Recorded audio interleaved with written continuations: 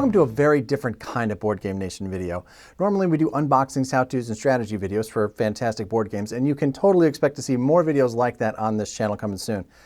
But now that we're all finally getting vaccinated, I got really excited about the possibility of having another human in the studio without needing a hazmat suit. So I invited my friend Shannon from 901 Games to come over and talk Axis and Allies with me. Turns out Shannon was just as excited about the possibility as I was. So he ends up bringing over every version of the game that he owns, and it's more than a few.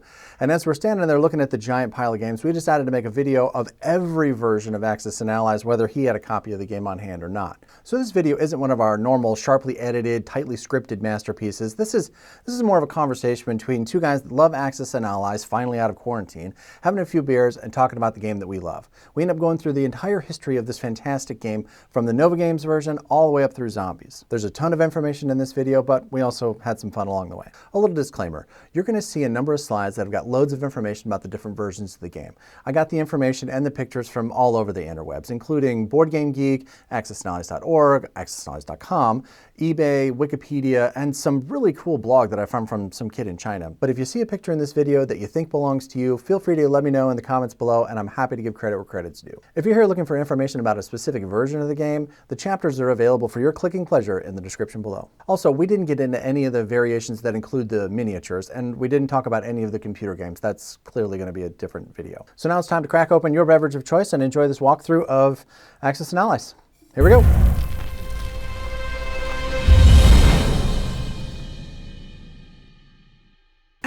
I'm wearing Axis and Allies. You said you were going to wear Axis and Allies, and I'm wearing Axis and Allies, and now you're not. So, but I get it. You're Board Game Nation. Okay. No. Let's go. Let's make it happen. Welcome. Let's do it. Thank you. I'm glad to be here. I'm glad that you're here. Have your beer. Where'd you get that beer? This is a Crosstown Siren, a blonde ale.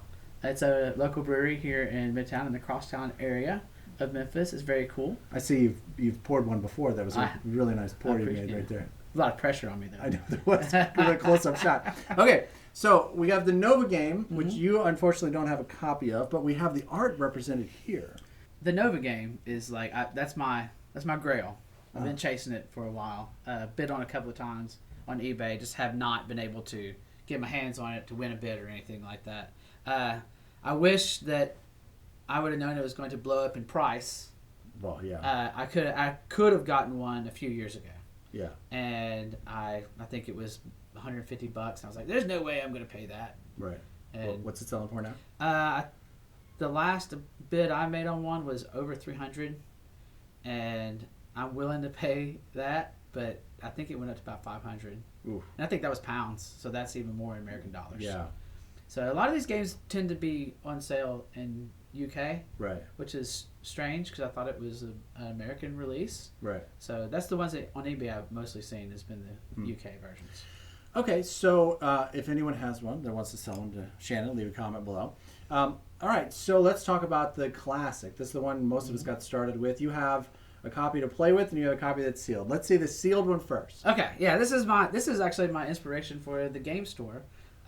When I decided I was going to make the game store, I bought that sealed Axis and Allies from one of the guys on the Facebook page, and I put it in at that time my game room at my house, and I was like, okay, I'm going to build you a home, and so I built it around my sealed Axis and Allies classic Milton Bradley. Right. So this one is got a little. Somebody tried to open it, but it's been sealed for the most part. Bastards. I remember the first time I played this game. Yeah. I begged my mother to buy it for me for Christmas. It was at Children's Palace, which was the Memphis rival to Toys R Us. Yeah. We didn't have Toys R Us at that point. We had Children's Palace. And I kept going and looking at it. She bought it for me. It took me about a year to read the instructions. Sure. I mean, I think I was 13 or 14, right, and finally got my neighbor to play it with me, explained the game to him, and then he went ahead and beat me. Sure. So I was pretty upset about that. But that's who I played with, this version. Yeah. With the most. Yeah, so. I think I saw this on eBay the other day for right at $500. Oh, really? If anybody wants to buy an Axis, Yeah, I think that's what it was going for. I've seen them for different prices, but I've also seen some savages have cannibalized this game and are selling off individual pieces for $15. Oh like, yeah, for this thing, for that thing. Yeah. So it's nice to see one that's still got the love and never. I mean, you got all the contents inside are like unpunched, and right. that's pretty cool. That's pretty cool. Yeah. All right, so now for the battle worn. Right, the battle worn. Yes. I cried a little bit when I saw this the first time. So I picked this one up in college. This was I do have my original game, but it's basically either been put in this version, right, or I mean it's in pieces. Right. It's not the boxes does not exist any longer. Okay. But this one I found in college. I found it at a store, antique store. I bought it for like $10. And it went everywhere with me from 1994 to now, right, to everywhere I moved. So you can see it's been well loved. And sure. A little duct tape. Nothing old duct tape won't fix. Sure. So let's take a look at the box. Or let's look at the game rather. The instructions. Right. Which is, I like this version because it still does have the commander's rule, I believe. Right. Where you can join forces. You can gang up. Yeah. Right. Yeah, I do like that. Yeah. Gang up on like when you're Normandy invasion and stuff like that. Yeah. So dramatically sways the it balance does. of the game to it the does. Allies. So do you have the board? The board is in here. Okay. I'm sorry, I do have everything. Okay. We've got it stacked on top. I got it stacked on top, so okay. There's a production chart. Okay. And so you can tell this has been like. Did you put it in your washing machine? I know. Was it dirty? It's probably been through a few Marine parties when we were playing and drinking. So right. So when you were overseas, this went with you. No, this didn't go over. There was no way to be able to do that. Okay. We went to Iraq, but when we did play over there. Yeah. But not with this set. But not with this set. When we came back, we found a copy of Axis and Allies Europe First Edition. Right. We were coming back, and we were getting ready to fly back to the States, but we were in a staging area for about 3 weeks in Kuwait, and people were sending stuff to us, and they sent board games, and one of the games was Axis and Allies Europe. Nice. I taught like 3 Marines how to play it. We played. And all of a sudden, you didn't go outside because the sand was blowing all over the place. And the tents were actually air conditioned at this point, which was amazing because the first air conditioning we'd had in almost a year. And so people just kept walking by and they were like, "What's that? That looks amazing." Right. And so I would just teach people how to play, and we would just had a constant game going on all the time for basically 2 weeks. Wow. And then when we got back, I was like, "Hey, y'all, we come over to my house and we'll play the big version." So. All right. So this one has all the pieces that, like, there's no missing Germans? pieces. Yeah, Germans. Yeah. This is no missing pieces. They're exactly the same amount that you got because I was able to take my original game and put it together with this one. Right. So. All right. The board is in good condition. Yeah, the board looks great. God, it looks so small. It does too. It looks so simple. Like Yeah.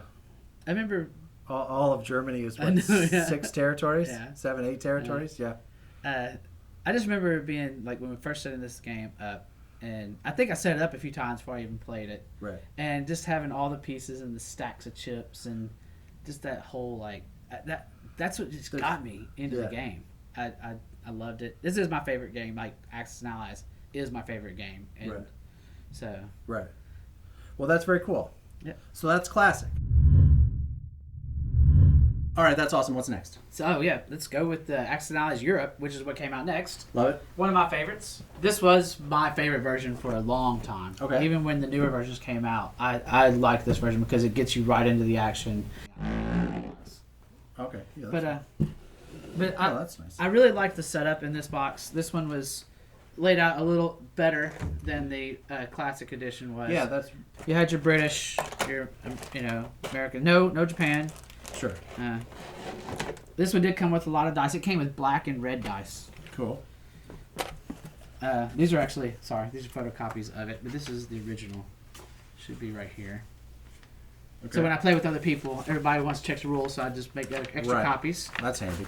Now they all have smartphones. They can just pull it up at accessanallies.org. I really liked the way this one was set up. The chart was a little small.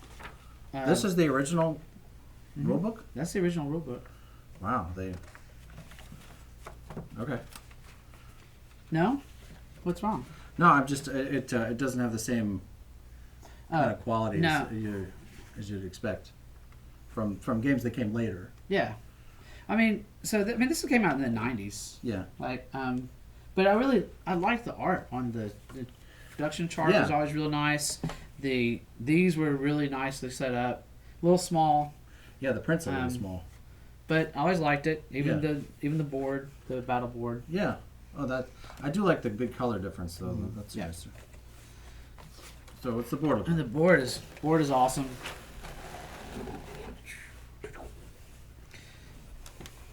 It's one-piece board, but folds different than the original. Okay. It's just really cool, and it introduced the concepts of like little bonuses that where, in the newer versions, if you do objectives and things like that, they had an oil bonus down here. If the Allies take over this, I can't read it right now. I don't have my glasses on. Sure. But I can't remember exactly. But it was really cool. It started out like this game. There was no like long first turns. It was like you're in the action. You know what I mean?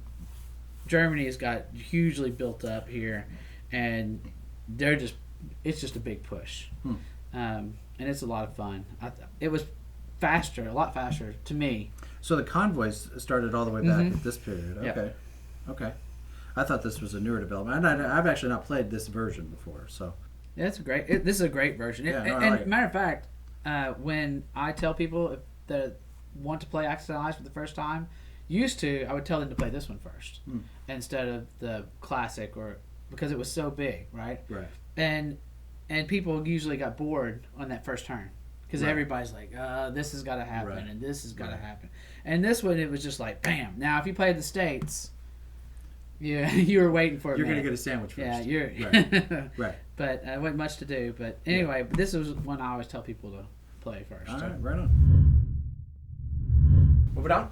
Moving right along is Pacific, of course, added to Europe. Right. This one had a lot more pieces to it. Okay. And a lot more things that we hadn't seen before. I was excited when I got this, and I remember even back in the day, we were trying to figure out how we could put both boards together to play this. Right, that was going to be my first question. Yeah, I remember like going. Will they play together or no? No, they will not play together. Okay. It's just two. They just made them two separate games. Yeah. Which was cool at the time. I mean, but so this is the first time India and Australia, right, and United States and China. You had a China. First time you had a real true like China. Mm-hmm. And then there should be a Japan in here somewhere, unless it got misplaced. But what? Yeah, this is the best industrial production chart. Loved it. Wow. Really great. Jamie, the kamikaze counters over here. Uh-huh. I must have misplaced my Japanese card. I'll have to find that. I apologize about that. I like that it has challenging as the complexity level. Yeah. So I always thought it was an interesting choice that they did the Japanese pieces in red, bright red.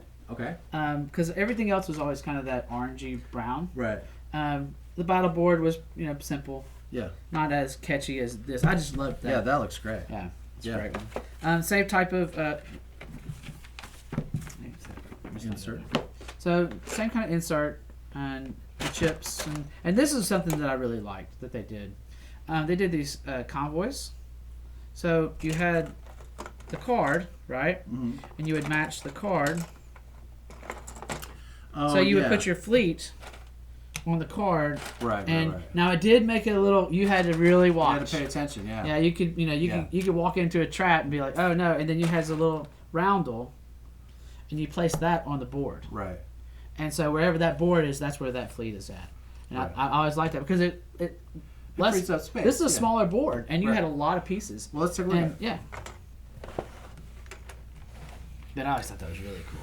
Yeah, there's something like this in 1942, World at War. Okay, They have this. Yeah. So this is a pretty board. Oh yeah. So I will tell you this, not my favorite version to play. Okay. It seems like no matter if I play Japan in this version or I play the Allies, that I just have a hard time, like, strategizing. Like, lots of Japanese forces at the beginning, and it takes a while for the Allies to really get in the game. And I think this one is a little more heavily, like, the Axis side. Right. And I've never played a game where the Allies win. So, Wow. and that means usually I'm playing the Allies. Right. My son loves this game. Yeah. And he thinks it's really cool. I think it's a great looking game. It's just not my favorite version. I honestly, when I bought Europe, I was like, man, Pacific is awesome. I mean, Europe is awesome. Pacific's going to be great. Right. And I just didn't care for it as much. Huh. So, Well, I wonder. I noticed that there's air bases and naval ports here. Were these in the Europe version, or is this the first time we're seeing these? this is the first time you're seeing these, I okay. believe. I mean, you got to think about all the naval and the flying that Of goes course. in. Yeah, in it makes this. sense here. And I can't honestly remember exactly the rule setup. I don't Yeah. know if the bases actually give you an extra move like the newer games, Yeah, I but don't know. I had to look it up. Yeah. I mean, the rules kind of just blend all together 'cause Sure, after yeah, you've played yeah. or had so many. But that's the rule book. Okay, so again, it's still black and white. Mm-hmm. The Europe version had a kind of a green font to it, and page numbers are on the top of this one. They still do have the graphic representations, so that's helpful. But lots of empty space. Now's a great time, if you're getting value out of this, to think about giving us a like, subscribing to the channel. Thanks. Next. Is the redheaded stepchild of the Axis and Allies. I actually kind of liked it because it was different. Okay. Axis and Allies D-Day. When they came out with this, I was like, man, you're really going to be in the action, like right off. But it's a lot more structured as it started out, and there was a card-based turn play in this. Have you ever played this? No. Okay, so this is I will have to say that mine is a little sun-bleached, unfortunately. Yeah. But it's a fun little game. Yeah. A lot quicker than most of the Axis and Allies games. Okay. It was different, much different in setup. Each country gets one of these charts, and you set these charts up more so than you set up the board. And each turn, you basically have a wave that you can bring in, right? The Germany gets pretty much set up with all the stuff that I just put mine in Ziploc bags to make it a lot easier. If you notice, there's no roundels. Right. Because territory doesn't change hands? It does. I may have left them out on accident. Anyway, but so basically, Germany has just to hold territory, hold cities until a certain amount of turns is done, and once the turns are done, if Germany has all the cities, they win. It doesn't matter if they have one unit left on the board. They got like one infantry left in one city at the end of turn 7, I think. Yeah. It's over. Huh. But it's pretty tough as far as Germany holding on. You would think like, right. But Germany does well early on. They also introduced the pillboxes. Okay. Except in the game they're not called pillboxes. They're called bunkers. Okay. Planes are a different mechanic. It's a pretty board, but basically all the Allies start off in these areas where they're landing on the beaches. There is a couple of American troops that start out right here. You can see where their little troops line. The paratroopers. Planes don't really land, or they don't have like they don't have movement costs. Basically, they can kind of go where they want to. They come from here, and you're basically like going to be like flying here and then coming back to here. Okay. At all times. So presumably this is some off-site airfield, aircraft carrier, right, or carrier, right? And you can only take out the planes if you have an anti-aircraft weapon in that area. It's a lot different. Yeah. It plays so much different. At first, I did not like it, but now I find it a little bit more challenging. You can play through the regular game, and once you've kind of mastered that, you can add other cards to the deck. And there's turn numbers on the cards, but the cards go on a certain order. You flip it over, you read the card. Everybody does that. Some are Axis specific, some are Allies specific. So one turn that Germany and the Allies may move, but another turn it just might be Germany doing something. And then you go through that deck, and once you're at the end of that deck, that's the end of the round, and then you make sure that nobody has won, and then you turn the cards back over and you go through that again. Now, you do eliminate certain cards after each turns, so the deck does get smaller, so there's a little more faster gameplay. Sure. So, and once you're done with your, I know you're not asking about the whole gameplay, but once you're done with these, you get to the bottom of this reinforcement thing, you're done. That's the game. So you can't add any more. It has a built-in timer. Yeah, you can't build anything else. You can go through this. Oh, okay. You can go through this faster. This isn't a round count. This is a total number of available. Yeah, I mean, once you're out, you're not bringing out. So if you're losing big time at the at the beginning, you're not building 40,000 planes. Yeah, no. Right. Right. So fun. I've taught a few people to play it, new players, and they seem to like it. And it was a jumping on point for them for the other games. Sure. Well, very cool. Instruction book. Yeah. Yeah. So this is the first time we see a color. Mm-hmm. So, but this became the graphic design for the revised game. Mm-hmm. This was the same style, just in a blue instead of this green color. So I would not be surprised if that were next. Yep. So. And you're right, Gary. Revised is next. Okay, next up is one of my favorites, which is Revised. I love this game. I never played it. Own it, never played it. It looks like it's been played. It does look like it's been played because I bought it used. There you go. I'm going to put my glasses on for this one so I can see. Spiffy. All right, thank you. But I bought this game because I loved the board. Right. See, that's funny because like, This board got a bunch of crap when it came out because it's not in the same style, but I think you're right. I think it's a really good playable board. It's not the prettiest board. Oh, see, I think it's pretty. All right, this is my thing. See, I like these.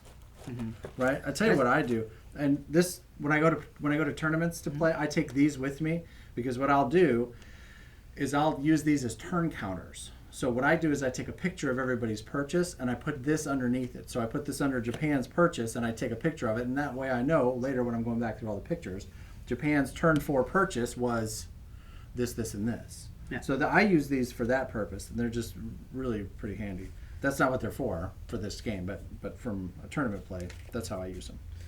I bought this game secondhand, and do they come with the Altoids? Yeah, they don't come with the Altoids, but I really loved the way this guy put his anti-aircraft and his industrial complexes in his Altoid. Oh, this came in the game. It came in the game secondhand. So it did come with the Altoids. And it did come with the Altoid, but it came with this, and I really liked that. That's pretty cool. I was like, you know what? I'm just going to keep it. That's perfect. I like it. Obviously, I have all the factions here. Right. The countries. And I'll tell you one thing that I was like, man, they kind of went a little... These are movement markers. Right. Which I really like. Which is cool. Easier to do with dice. Yeah, easier to do with dice. But the first time... How many times... Yeah, it's the first time it's been introduced. Before, Yeah. We always went, how many turns? But this one came from where? And you know what? Marines will cheat you.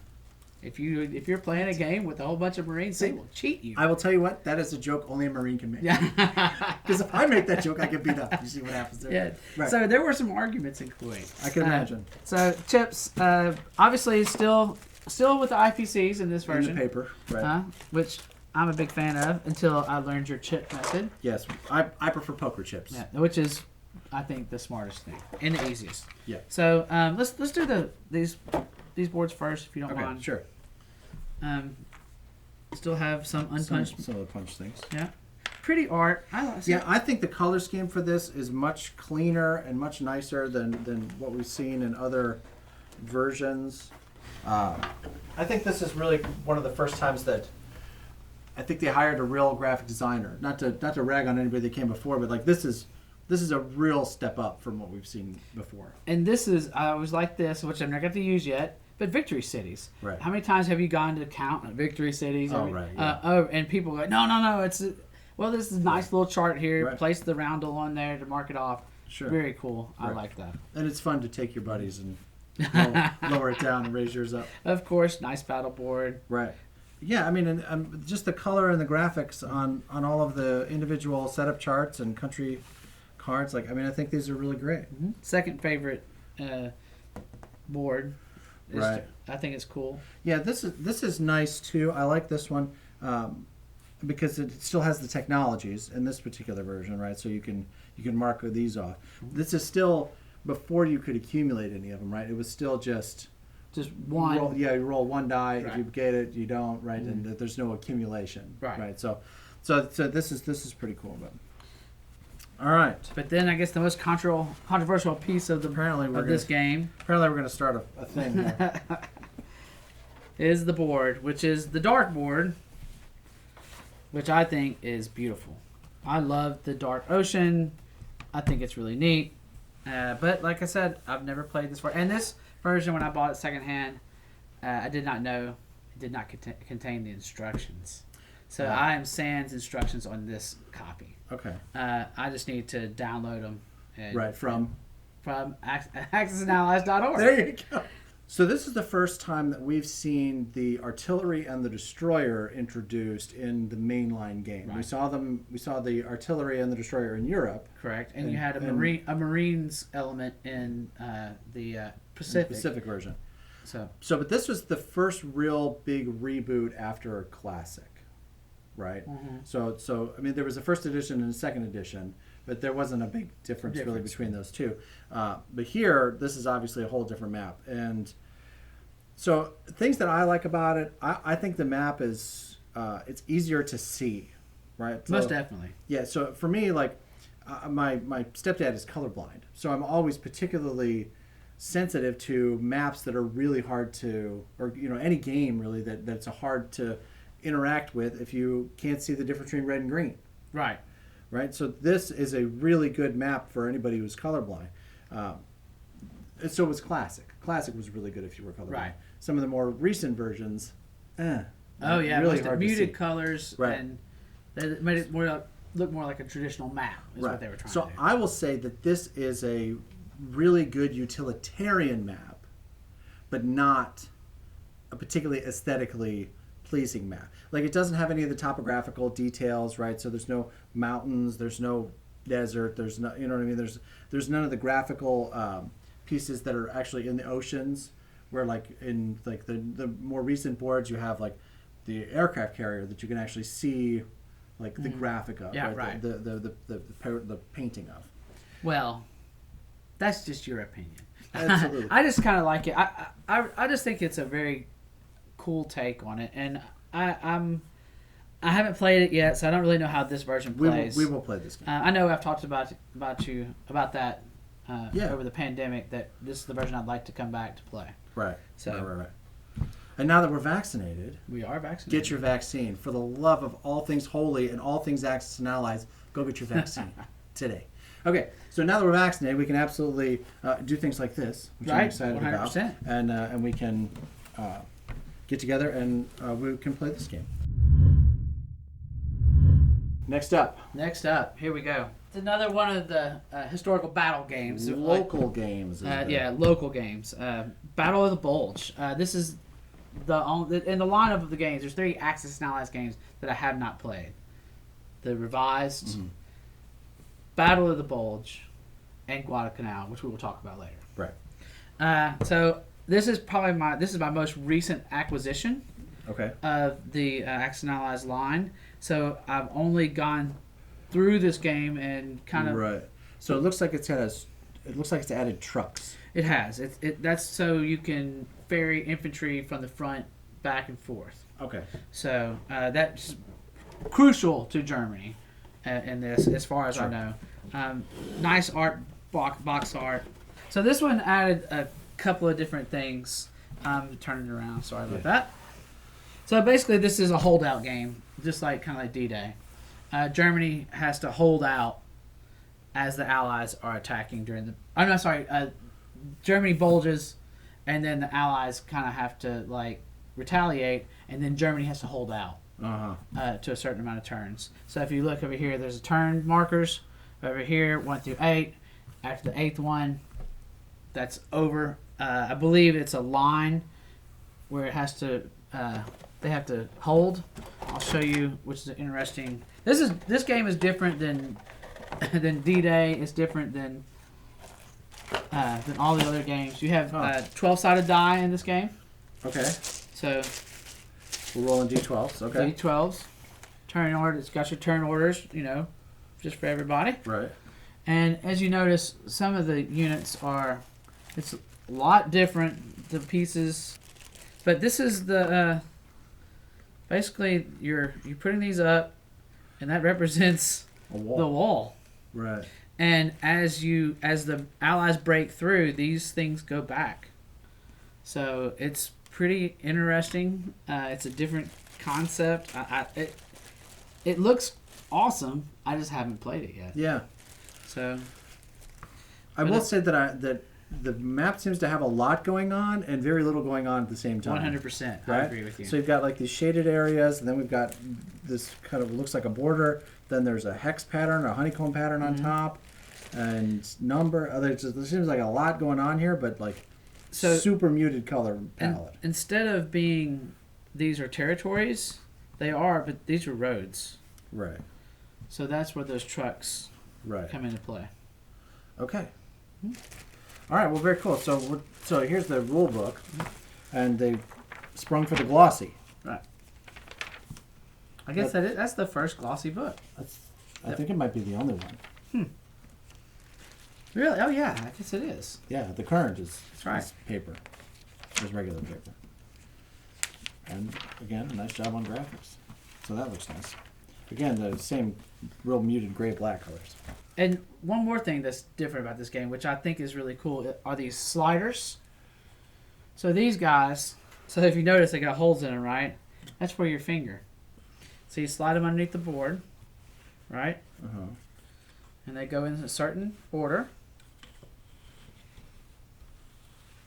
And as the turns go, slide it out to there.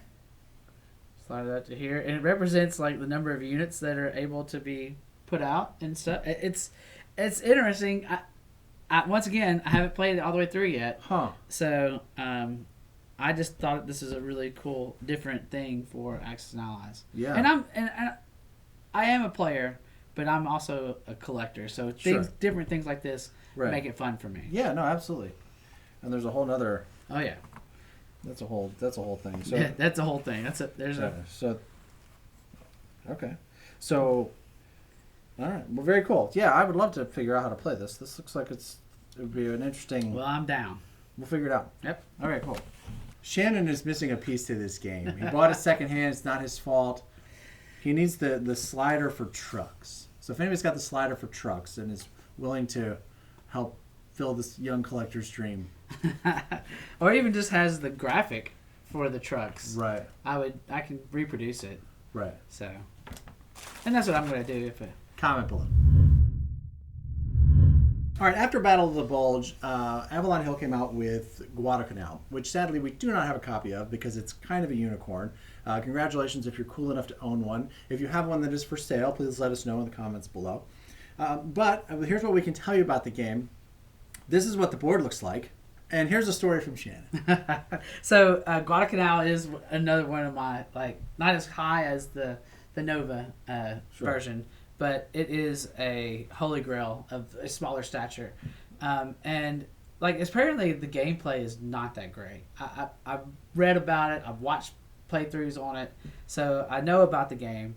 But my story is like I'm in Dragon Con, and if you've ever been to Dragon Con, you know how big the vendors room is and how crowded and how hard it is to get from one side of the vendors room to the other side. And I'm walking through, this is about 8 years ago, and I am walking through and I spy with my little eye a copy of Guadalcanal on top of a booth that was probably, I would say, probably 25 to 35 yards away in the vendor room. So I'm like, oh my gosh, I got to go get that. And I'm making my way to get there. And I'm almost on the road. And I see somebody reach up, pull it down. And then when I get over there, or this is within the span of like 15 minutes of me trying to get over there. And I was like, do you have a copy of Access and Allies Guadalcanal? And he was like, just sold it. And I'm like, ah. So just right out of my reach. And that was the only time I'd ever seen one. Wow. Like I'd seen the actual box. So Yeah. great story. Cool story, bro. Yeah. So after Guadalcanal came, Well, bum, bum, bum. The one that I'm super jealous because I don't own a copy of this game. I own this because I own a game store. Right. I was able to order this, and I actually had about 5 in when I opened up. Wow. So you should have bought your copy then. I probably should have. At 901 Games here in Memphis, Tennessee. Plug. Anyway, so this is, I think, the most well done of all the games. I agree. Beautiful, well packaged. Right. I kept this in shrink wrap for over a year. Mm-hmm. And finally my son came home, who's in the Marines. He came home for Christmas, and I was like, let's break it open and let's see what it looks like. And I broke it open and went, oh my goodness, this is beautiful. Yeah. So first of all, the box is nice and big. Right. Very cool graphics. I haven't even opened up the IPCs. Right. Kept them like that. This was a little thing they added in there to keep the top from. Beautiful rule book. Nice in color. I love it. I love it. We'll look at that in a minute. You want to move the beer? We can move the beer. Oh, wow. Yeah. It's a 4-part. I think it's a 4-part board or 3-part? I think it's Three? Yeah. And not connected at all. It Right. doesn't fold out. I think that's the first time you see that. Right. Before you set Yeah. that up, I want to show you. Like, this is how it came. I kept the punch out because it came like this, and I was like, wow, this is really well done. Yeah. And each country was over the boxes that it was. Right. So, anyway, Wait. you want to go ahead and do this? Yeah. So let's pull these guys. Okay. Because I think this is probably one of the best packaging Oh yeah. jobs for any board game I've ever seen. So these are loose, Yeah. but I did keep everything else because I have all the roundos. I have all the production charts that I need. So this is unpunched. Ooh, that one just kind of came out. I did pull the battle board out. So. I love this. Oh, it's beautiful. Yeah. This to me is fan-damn-tastic. Let me get you this. That is amazing to me. It's a giant mural that with each country and with the accessories in a box that it all like goes together as well as any board game I've ever seen come together. This just is absolutely gorgeous. And the first time they did the boxes like this too. Yeah. So I always liked that. I thought it was a really cool thing. And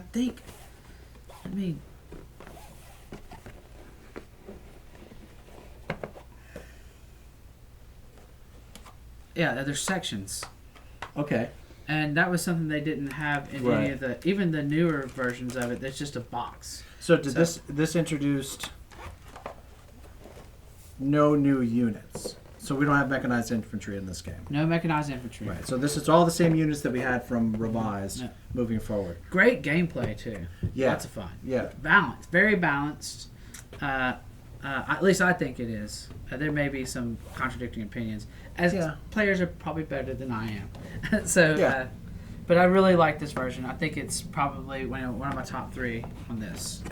So one of the coolest things about the Anniversary Edition is that not only do you have the setup chart, you have 2 different games you can play in it. You have the 41 setup and you got the 42 setup. Right. So you can set it up about that. But this is the best part of it, and I think this should be standard in almost all Access Allies games going forward because it does help the players out. Well, particularly turn order. Oh yeah. Right, because in this version, there's the 1941, 1942. They have different turn orders. Right. So that's a really important thing to keep track of, particularly if you've been playing other versions of the game, and now you've introduced China or you've introduced Italy, right? So now you've got to account for them in the turn sequence, which you may make a move as the UK thinking that you're going to be fine, and then all of a sudden here comes Italy that you didn't expect to make a move, right? So, so I think that's really handy. I really like that. So yeah, that's very cool. All right, let's take a look at this monster board. So this is the first time we start seeing that topographical information that you seem to like a lot. I think it's pretty. I don't think it's as utilitarian. Right. I don't know that to me, it's a balance between gameplay and aesthetics. Right. I will say my big beef with this board is for the colorblind, right? Like if you're red-green colorblind, man, this is really hard. Right. You're completely relying on being able to see the actual country markers. Right. And as we all know, once you put 40 units on the board, it becomes really hard to 100%. see those things. So for newer players that are colorblind, this is particularly this intersection here, and to a lesser extent over here, this gets really, really challenging. Well, this looks more like the original classic had topographical information on the map, but this one looks more like a satellite picture type look to it, like it's a realistic. Right. Yeah. So, and of course, it's got the art down here with the leaders and the planes and stuff like that. But it's a 3-piece board, which is my only complaint about this game. Okay. Is that it's a 3-piece board? You think it should fold? Yeah, because people bump tables. You hit the edge of the board, it comes off. It's when it's all one solid piece, it's not as easy to move. So I did, when we were playing it, had a little bit of issues with the boards being jarred. Right. So that was my only issue with the whole thing. Yeah, I have seen that solved with like brads. Sure. Like you really clip them together. I don't like it because it damages the board. Correct. And it causes it to raise up. But I have if that's a real issue for people, that's one way that I've seen that solved. Really like the gameplay in it. Yeah, absolutely. I love this game, and so I don't want to take anything away from it. The one thing that I think is really interesting is that the C-zone around Japan is one C-zone. One C-zone. Right, and that's a big change from some of the other versions. So. I got my son with that. He didn't pick up on that, so I sneak attack. So That's right. All right, awesome. Well, so this is a really fantastic map and an equally great rule book. So they did a really nice job laying this out. I guess they had 50 years to work on it. Right. Much easier to read. And, It's laid out better. It makes more sense to somebody who maybe not have played before. Though, if this is your first foray into Access Allies, this is probably not the one you want to start with. If you're a heavy strategy board game player, so you played Flames of War, or you've played some of the other heavy war games, even like Car Wars or BattleTech, you could probably get into this. But this would not. I wouldn't think this would be your entry level game. Maybe you either have really patient friends or a really patient wife, and you might be able to. Right. You might be playing this one by yourself for a while until you find somebody that's into that type of game. Exactly. Okay, so there's a version of the game that we don't have here. I think a lot of people miss this version. It's the 1942, The World at War. It's spring 1942, The World at War. Yeah. And it's basically 1942 first edition. We're all playing second edition now and have been for the last, 8 or 9 years. So we end up with 2 different versions of this game, but nobody really played the first one because they replaced it almost immediately. But after 1942, The World at War came and went, we got a monster of an expansion of this game. Yes. I guess not really expansion, but like it's a whole nother level of this game. And it came in 2 pieces. So we got Europe and we have Pacific. Right. So now this is not the same as the one we looked at before. This is, in Europe, is still a full standalone game, and Pacific is still a full standalone game, but now they've been designed specifically to play together, which is very, very cool. All right, so this is going to be a little confusing for our viewers. This is the Pacific 1940 box, first edition of this. This is the first edition box. My Pacific board was damaged, water damaged. There was an incident with a cat. We don't talk about it anymore. So actually, the truth is my 1940 first edition Europe box, the top, the first time I opened it up, put it on the floor, and then I'm looking through the pieces, and the cat I had at the time I looked, and he did in the top of the box. So I had to chunk the top of the Europe box. So that's why I have the top of the Pacific box. Wait, and you still have the cat? No, I don't. We got rid of the cat, too. The cat had to go, too. I was very upset. Just after, just opened it up for the first time. This is the Europe rule book. I have the Pacific rule book. And so we're getting more into the, You can see they look almost identical. Yeah. And basically they are identical. They just have different examples. Mm-hmm. So this, has the kamikaze attacks in right, it, which would be unique to Pacific. Yeah, and so, but what was great about this game and what thrilled me was at this point I had a group of friends from the Marines, and I had some other people playing. I remember being thrilled the first time I had friends too. And what we did was, I was like, hey, there's more versions of this. I'm going to go find these. And I went and, went out and scavenged all the game stores. We didn't have a lot of options for these types of games in Memphis at that time. And I remember when I found them, I bought them. And, we played the Europe version first, played the Pacific version the next time. So, Pacific box, this is the Europe map.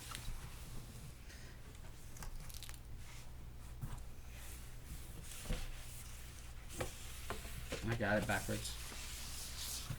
This is the Europe map, which is this is huge. Yeah. And this by itself is bigger than the classic map. Yes, 100%. Just for perspective. And almost as big as the anniversary map, just these 2 pieces. Right. So when you play, and think about this is another problem with this version was finding the space to play it. Because yes, right. This may fit on a table, but you have no room for your stuff. Right. Right.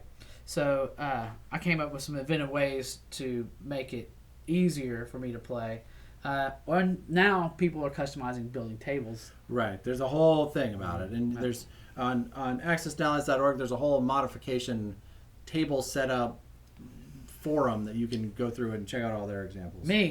I just opened a game store, so I can play it there. That's the easiest thing to do, really. I mean, it's either that or carpentry. I was right. I'm not doing carpentry, but just look at the how many different divisions of the territories you have. What a great, awesome game. And you gotta, even for this, you're playing this side, you're playing 8 hours, easy. Yeah. Unless you really know what you're doing and everybody right concedes at the right time. Right. Exactly. You add the other map to it, and you are, which would make it twice this size. Right. So in tournaments, if you go to play this at a tournament, if you go play in S'more Swamp at Gen Con, which I highly recommend, if you go to play this game, the tournament rule is 10 hours is when this game ends. And that's experienced players playing at speed.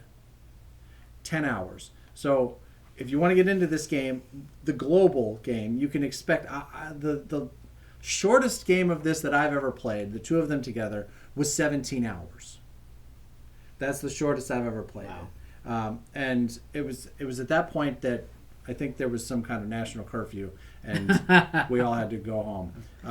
And we had to call on a third party to determine who had won. Most definitely, this is one of the games that if I'm going to play this, I have to tell my wife I am not doing anything that day. Right. So, and honestly, to get through the whole thing, you're probably talking about a 2-day session. I mean, if you want to be able to, walk the dog and have a sandwich and whatever, it's almost a 2-day adventure, which is awesome. Awesome, but it's a huge commitment of time. I love that. Like, I will sit and play this for 16 hours. Yeah. And don't get me wrong, I loved it. Right. The last time I played this was actually right before the pandemic started. There was a Nashville meetup with the guys out there, and it was a tremendous event. There was probably 30 people in the room, and this is like just as no one was shaking hands anymore, so it was all a little awkward. But we had a great time, and we were there for the whole weekend, and it was a really great event. And that's when I played the game for 16 hours. I think we started at 9 a.m. and we were there until almost 1, and we had to finally call in Jake to tell us who won. So, good job. I like Jake. Hi, Jake. Hope you're watching. Jake, if you're new to Axis and Allies, this is not where to start. This is not a good starting place. So this is something that you work up to. I will say that if you pick this game up for the first time, buy one Europe, and then play Europe. Right. And then once you've got that down, then you can get the Pacific added on, or play Pacific, and then play that a few times. Right. And then what's really great about this game is that you really get 3 games, right? You get this plays differently, right. And then when you add Pacific, or just play Pacific, it plays differently. And then when you put it together, the strategy all changes. Right. So, and that's to say nothing of the dozens of different setup scenarios that are available for this game. Oh my goodness, yes. Right? So I mean they have, I think there's a 1936 and a 1938 and a 1940, a 1941, 1942, all of which have very different dynamics. Basically how far the U.S. has developed, where the Germans are, where the Russians are, and each in their own development. And so from a historical point of view, it's interesting, but it's also very different from a gameplay point of view. So when you think about replayability in a game, man, this has got it in spades. There's no doubt about that. And if you do 1936, the Americans can just take a nap during the first part. Right. They don't have to show up until like hour 6 or 7. Just have UK move for you. It's going to be fine. In the aftermarket world of Axis and Allies, there is no shortage of options. And when you get into that level of play, a lot of those higher level players, but more experienced players, they prefer G40 or Global 40, which is the Europe and Pacific maps put together. And so there's lots of different maps put together for that. And there's a guy named Siredblood that has designed a map that Shannon has acquired. So, and it's massive. What you do is you buy the file from him. Right. And then you print it out yourself. I had this printed on vinyl for the first time. And I'm going to end up putting on like mouse pad material sooner or later. So mine does curl up on the ends. This was kind of a test run. Obviously, you can see how big it is. It doesn't fit on your table. Right. I love this map. Uh-huh. Obviously, it's not an official Axis and Allies, but if you put this up against the map for the Europe and Pacific, all the territories are the same. Right. Everything's the same, so you can play that version on this map. It's very pleasing to the eye. It's got all the markings on it. I just think it's really, really cool. Hey, while Shannon's getting a refill, if you're getting value from this video, now's a great time to give us a like, consider subscribing to the channel. Thanks. So 2012 was a huge year for the Axis and Allies franchise. They came out with 1942 Second Edition, which we'll talk about in a minute, but they also came out with a Axis and Allies Lite. Yeah, which is easily the simplest game to play and a really popular place for beginners to start. It has a lot fewer units at the beginning of the game. You make a lot less money, so there's less decision making, and there's fewer spaces on the board, and it costs a little bit less. It's a jumping on point for Axis and Allies players, for new Axis and Allies players. It's a gateway drug, and 100%. And not only that, it works. So my group of friends that play Axis and Allies detests this version. Because once you've played the other versions, this 1941 will feel laughable. And the components were sparse, but that was by design. They were trying to keep the price down to get people to play this game. And people do come into our store and they buy this game. I can't keep it on the shelf. I don't have a copy right now, and I can't get it right now.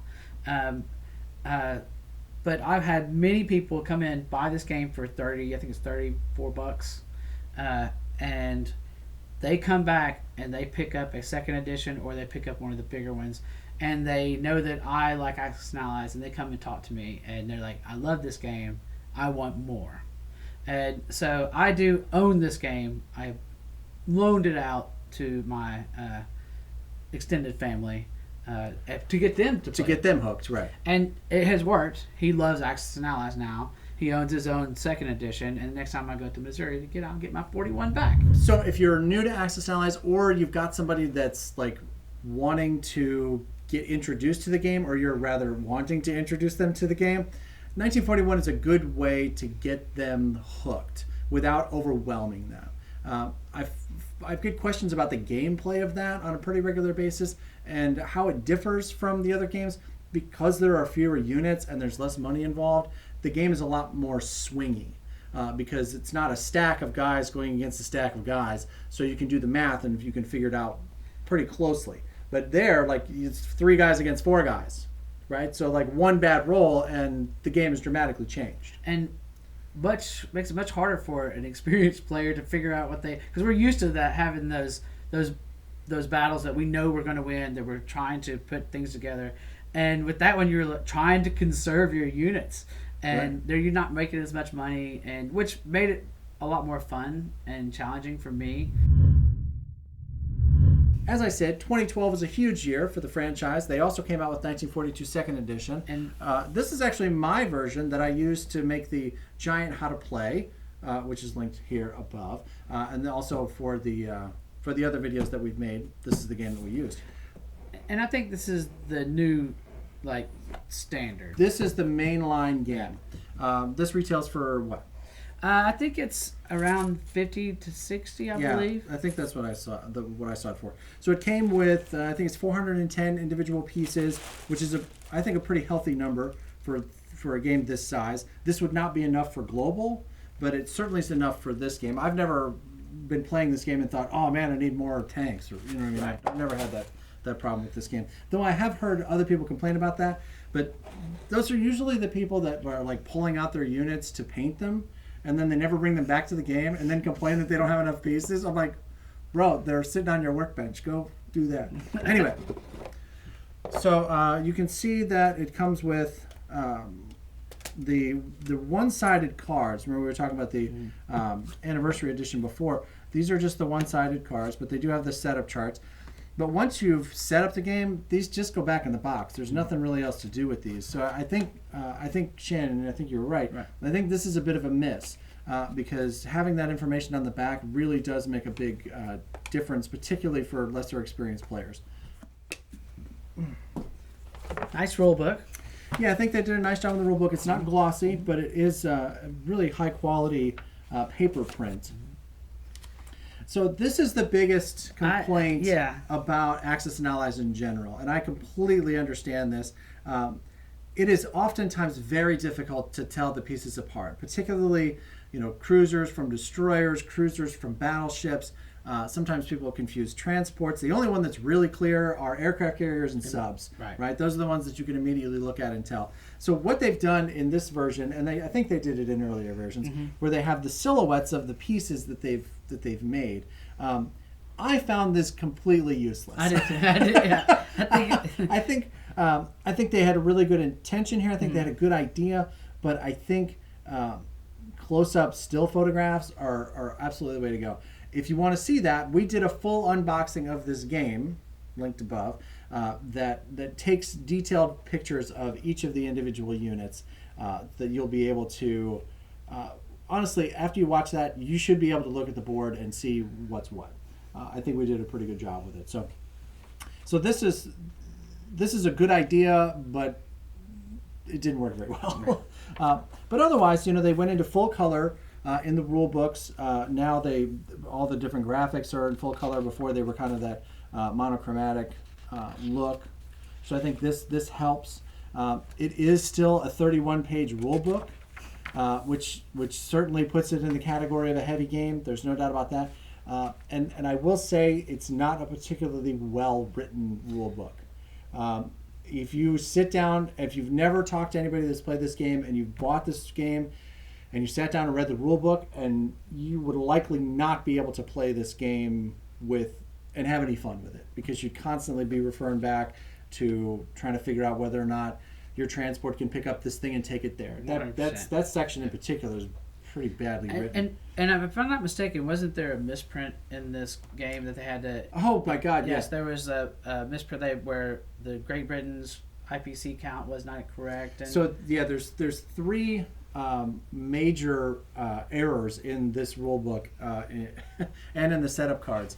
If you total all of the starting positions for the Germans, their IPC total should be 41, and it's printed as 40 on the setup cards. The same thing for the UK. It's supposed to be 31, and it's 30 on the cards. But that's not the worst typo in this game. The rulebook says that there are 12 victory cities. Oh, yeah, that's right. The rulebook leaves Honolulu off of the list of victory cities. So you could have a tie. Right. So it actually says that 12 is a total victory. Like when you look at the win conditions, like, it's not just like they left it off. Like they left it out of the rules. But if you look at the map, which we will in just a second, you'll see that Honolulu is listed as a victory city. It's got the red dot on. So it's 13 victory cities, not 12. That's a huge miss. That's a huge miss. I don't understand how that made it through the editing process, but. So you and I played this game a lot in preparation for the tournaments, and I will say that I've played it so much that sometimes it becomes a little monotonous for me. But I enjoy it.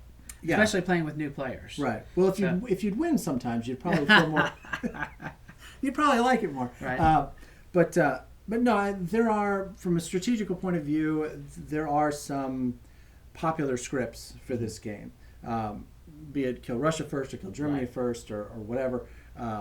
There's some popular lines of play, but there's some new thinking that's coming around. And I'm actually working on a series now that I'm trying to demonstrate that the kill UK first strategy in this game is superior to the kill Russia first strategy.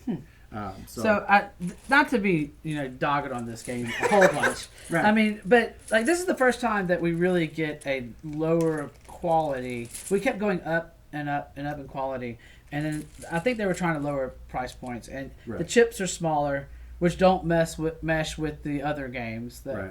Also, we only got a handful of dice. Yeah, it came with 6 dice. Yeah, 3 red, 3 black. But a ton of units. So you're not going to be able to. You're going to have to roll over and over and over again unless you introduce more dice of your own. The industrial complexes are the cardboard pieces, and also I think did this have the? That was just that, wasn't it? Yeah, they had the cardboard pieces for this. Right. And so like there was just it felt like. When I opened this up for the first time, I was like, "Oh, it's a new Access and Allies game." And then I opened it up, and I was kind of like, "That's the battle board."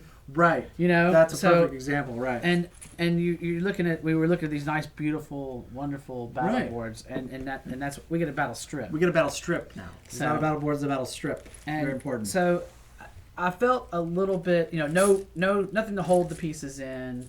Right. So I was a little bit right. Like, so you got to introduce your own plastic bags. Right. Right. Clearly, you're going to have to bring in your own dice. In fact, I basically stole all of the dice and all of the markers from previous versions of Access and Allies that I own, and stored it in the game that I played the most often, which is this version. So. And they also introduced I think, was it in this version they introduced the 3 IPC chip? Which I never use. Yes, they introduced the green chip in this one, which, again, I never use it.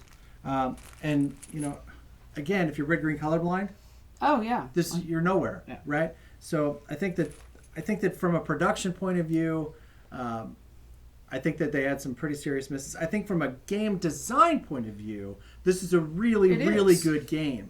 But the production of it kind of fell short. Between the battle strip and the cheaper chips, and how hard is it to give me 12 dice? Right. I mean, come on, man. But the game's $60. You can't give me 6 dice?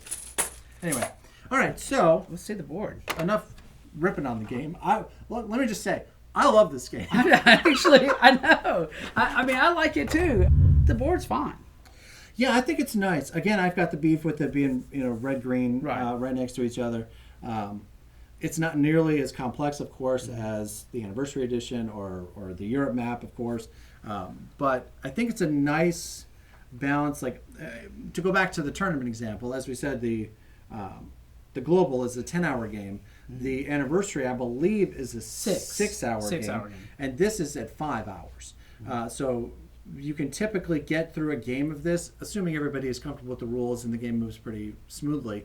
You can get through a game of this in 3.5 to 4 hours and feel like you had a reasonable game experience. At least I do. Now, don't get me wrong. I've had games that were shorter than that, but I've also had games that were, round 15, round 18, where you're calling your wife and saying, "Honey, can you take the dog out because I'm going to be sleeping in the doghouse." So still in 2012, we move forward to the second edition of the Europe in 1940 games. There's 2 separate games. This is one unopened. On the Pacific version, also unopened. There's no reason for me to open them up because I used the Siredblood Map. But with this game, what you get is basically the same map that you got in the Europe 1940 and the Pacific 1940. As a matter of fact, I don't think there's any difference. There might be. What they did add is, and what we didn't talk about in the 1942 edition, is that they added an anti-aircraft gun that was owned by the country that you could take as a casualty in battle. Right. And that was an introduction to something that hadn't happened in Accessory before. Usually that anti-aircraft gun would switch. It could change hands. Yeah, change hands. It could not be destroyed. Right. And now, in this version, and like the 1942 version, that is added to it. And they also made some different setup changes to kind of more balance the game. Because I think that was one of the big complaints about the Global, was it wasn't as balanced as it should be. Because it was such a big game, you would want it to be balanced. Right. You don't want to spend basically $200 to put together a game that it plays the same way every time because of a flaw in the game. Right. And now for something completely different. Everything that we've talked about so far has either been World War II global or theater specific or local. Now it is World War I. 1914. So, unfortunately, my box is a little damaged here. But this game is very, very hot. Very hard to get your hands on this game. Seemed like there wasn't a lot. It didn't have a lot of success when it came out. But as a matter of fact, when this came out, I saw it at a local game store, and I did not pick it up automatically. This is what we got. We're an amazing graphic on that. Now, this is a photocopied battle board because I put it on both sides of the table when we play. Right. So, nice tip for you kids at home. but the rule book, nice and pretty on the front. Yeah, that's great. So it's a repeat of the art from the box. Yeah. Yeah. So it's different in the way it's set up. We just have the European theater, barely any U.S. in it. Right. But this has a different gameplay. It's not quite like the local games. Now that's color. Yeah, I really like this map. Yeah, me too. They did a slanted version of the. So this is a much more square map versus the normal rectangular map. And the national production chart is about useless. I don't care for it. You have to do 10s and 1s. So you're going to have to put 2 markers on it, right?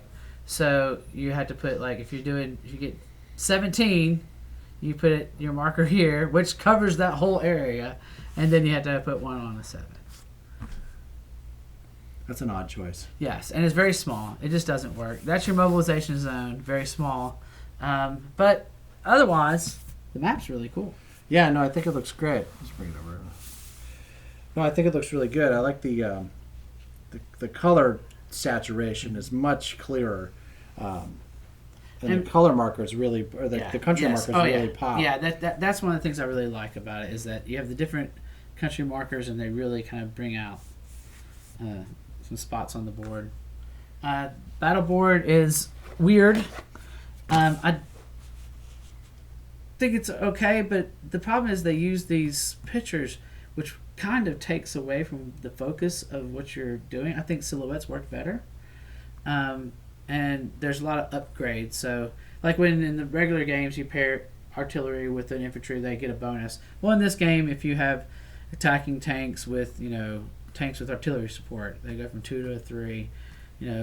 Attacking with artillery support, 2 to 3.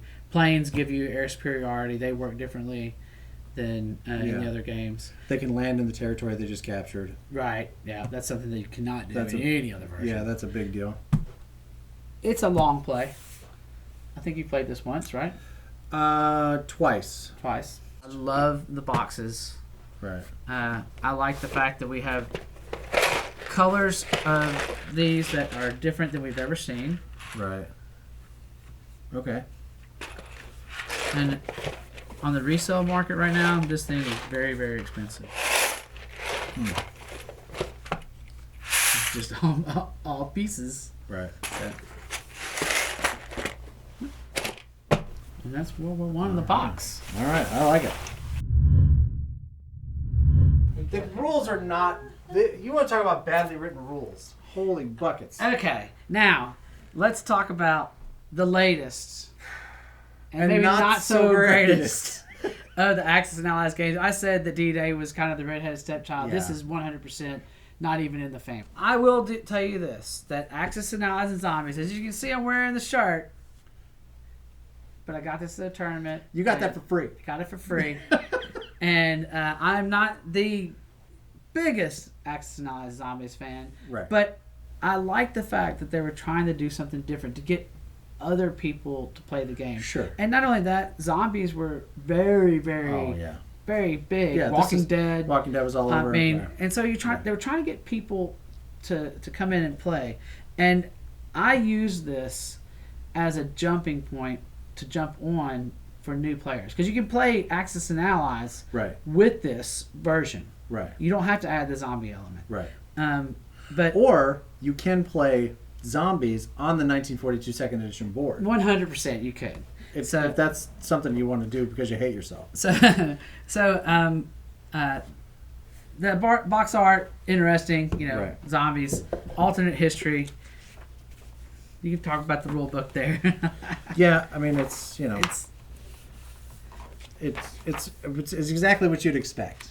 Yeah, and I will say that they added this new eyepiece. They put money back in. Yeah, they put the paper back in, and they put the blood marks on it. Right. So here's a shot of the. We'll look at the map more closely, but it's got some interesting kind of like graphical stuff that plays more into the story of the game, which is fun. The map is cool. It kind of reminiscent of the revised map with the darker colors. Right. If you notice, there's blood splotches on it. Right. So it's in the zombie theme there. Industrial charts, smaller and on the board.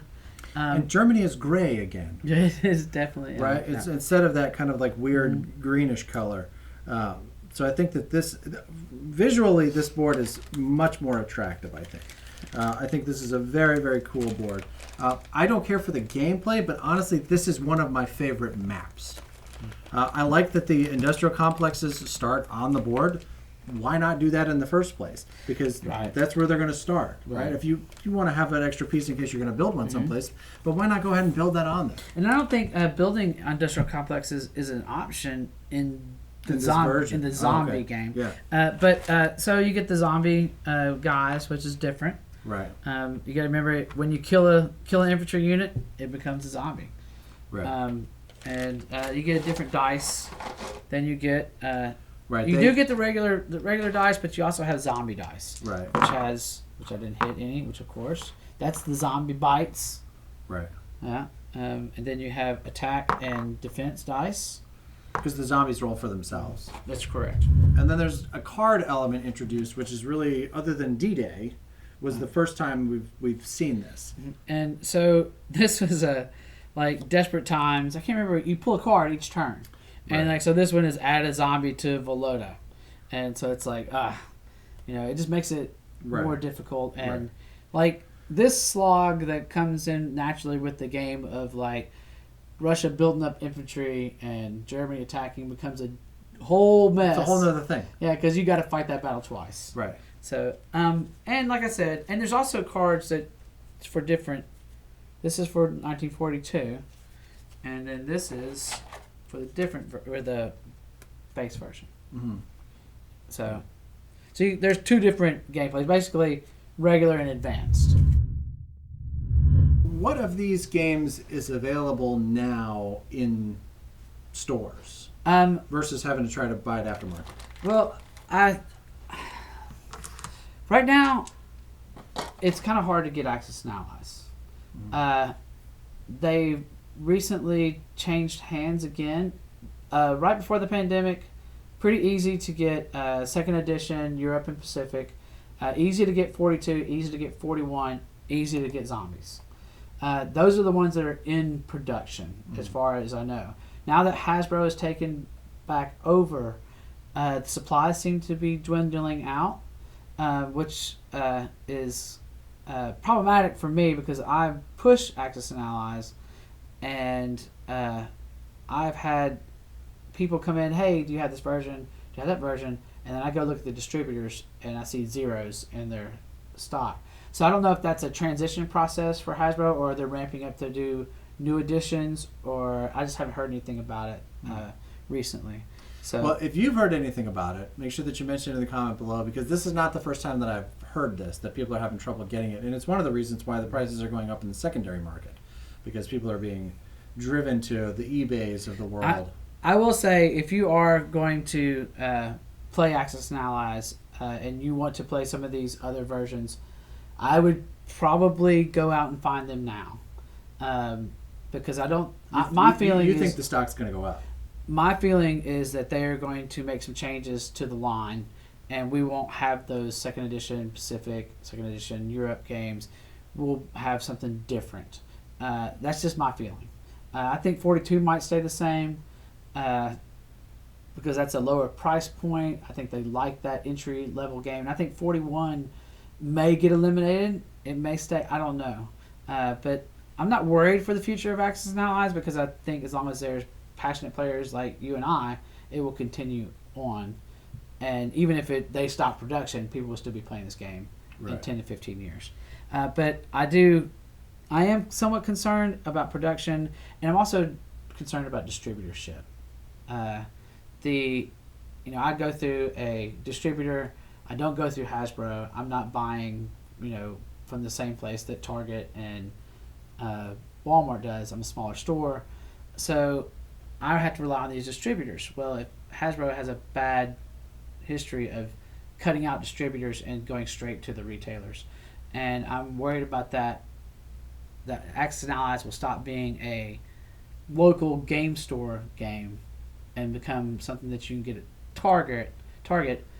But if you talk to your normal Target employee, they're not going to be able to give you the experience that you could get at a LGS, talking about a heavier strategy game like this. I do worry for the future of Axis and Allies if it's only available in Target or Walmart or on Amazon or whatever, because this is a game that needs a community, because it's not 100%. The easiest game to get into, right? So you need to be able to find people to play with, and you're not going to do that standing around at Target, right? You're going to do that at your local board game store, which is one of the reasons why we're so passionate about trying to support local board game stores when we can. We don't link to Amazon in our description for our videos.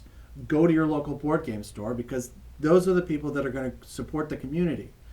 Target is going to sell socks next to Axis and Allies, right? And that's great for them. And I'm not ragging on Target in particular, but they've got enough money, right? And they're not looking to promote the hobby. They're looking to move product. So if you're interested in supporting the hobby, you're interested in supporting your game that you care about, like Axis and Allies or Flames of War or Twilight Imperium 4th Edition or Wingspan, you buy those games at your local board game stores, because it's what's best for you. It may cost you $1 or $2 more, there's no doubt about that, but in the end, if you don't, you probably are not going to be able to keep the games alive that you care about. So I know we've gone over all the games, but would you like to see some of the things I've done to spice up my Axis and Allies collection? You know that I do. Okay. Well, I can't wait for this part. Okay. Holy cow. All right. So, what I've found is with new players, new players, experienced players, is that organization helps everybody so much. So, if you are planning to host a large-scale Access and Allies game, plan ahead. Print out the rule books for all the players. And obviously hold on to those so you don't have to print them out the next time. Right. And that way everybody has their same reference. Go ahead and print out their production charts, anything like that, and set them up for success. I also like to set the game up before anybody comes over so we don't spend an hour setting up the game. Sure. I know some people like to set it up because they feel like they want to see what they have. But if it's newer players, maybe you want to have them help set up. Older players, have it set up for them. Yeah, I ask new players to show up early. Yeah. So to do that. Right. So they know what they have. Right. So I went ahead and I have bought custom dice, which I really like. The flags of the nations are the hits. Mm-hmm. I have that for each nation that I have has their own dice. Now, I will say that I do have hit dice. I can't remember exactly what colors represent what. And that's why I don't like them. So these were sent to me as a gift. I made a product, a Access and Allies product that I'm going to try to market here. Mm-hmm. And this is Dave's Army Guys. Okay. He link in the description. Yep. He has done these. I like. So we do have air bases on the map. I like these air base markers and the naval base markers because they show up better. Mm. It makes it pop so you can really see instead of that gray anchor, like we were talking about how muted they are. You can mark the convoys with the convoy markers, which I really like. And this I really like because the capital ships take 2 hits. Right. And sometimes we forget the tumping on the side. Sometimes ships accidentally get tumped on the side. Right. And, so these damage markers, if it has 1 hit on it, put the ship over it. It's even got a little indention where it sits in there. I really like that. Once it's gone, you just remove the marker. Those are historical battle... historical board gaming? Historical board gaming. You can buy all these little accessories there. Now, you might notice that I've taken cigar boxes, and I took tongue depressors as a first-time effort to separate my pieces in boxes. If you notice, I did attach some of these to the top, but I realized that was a bad idea. Because if you're playing different versions of the game, you got wrong setups. Hard to change them out. Yeah. So my next round, I'm going to work on it, work on different things. I did create dice boxes from some cigar boxes, and what I did is I made one for the Allies. This is blue, and I put the turn order in roundels on the front. Now this is something that's different, and this is for the global first edition for 1940. Right. The turn order changes in the second edition. Right. So this is no good for... But at the time, it was great because when you go, hey, what's the turn order? Right. And you just look on the front of the dice box. Right. So this is for the Allies because it's red. Right. So what I do is I have them set out on the board for new players, right? Right. And you're right because it can be different because, based on the version that you're playing. If you want to take it even farther, if you're crazy like me, you can paint your pieces. I actually have got almost all my Japanese pieces painted. I don't know if you can see that on there. It's very tedious, very time consuming, but all my infantry are painted. And I like to paint the planes historically accurate as if they were the units that were there. I've done it for I have all of Germany painted. I've got other things painted. But this is probably my favorite part is when you have the flight stands on the planes. So much easier to handle. And the bombers actually look like they have escorts, which makes it really cool. Yeah. So you can customize. You can go as far in it as you want to, or you can just get some of these other things that help your gameplay very easily. Yeah. Easier. One of the things that I did, and one of the things that really annoyed me a lot, in Access and Allies is the production chart. You bump the table, you bump the production chart, roundels go everywhere, and everybody goes, where was I at? And then you got to spend 10 minutes counting this huge board up. So what you have. So what I did is I took some local resources that I had, and I was like, man, I'm going to make a metal board and make the roundels magnetic. So when it hits, it's not going to come off. So I reproduced this from the game, and I used it in a couple of games and showed some people online, and people like really responded really well. And I had a couple of small Access and Allies places, not historical board game, but different places that was interested in carrying this. So I'm working on creating different art so I don't have any copyright infringements. Right. And also making the roundels a little more polished and professional, and trying to get this in the hands of Access and Allies players, because I think this is a really great asset. Because I don't know if I've ever been in a game and a production chart not get hit. Right. So. Well, awesome. Well, Shannon, this was great. This was an incredible journey through the entire history of the Access and Allies franchise, and we appreciate you sharing your geekdom with us. Thank you for having me. This was awesome. I don't get to talk about Access and Allies this much ever. It's just good to see humans again. That's what I'm excited 100%. about. A big thank you to Shannon Merritt from 901 Games here in Memphis, Tennessee for bringing the beer and all those great games. For more information about 901 Games, you can find them at 901games.com. And if you're in the Memphis area looking for a game, you can find us in the Facebook group for 901st Squadron. If you enjoyed this video, now's the time to give us a like, consider subscribing to the channel, just like all these cool kids right here. If you'd like to see all of our Access and Allies videos, here's your link.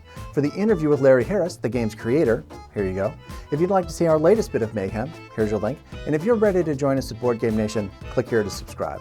My name is Gary Blevins. This is Board Game Nation. Thank you so much for watching. We'll see you next time.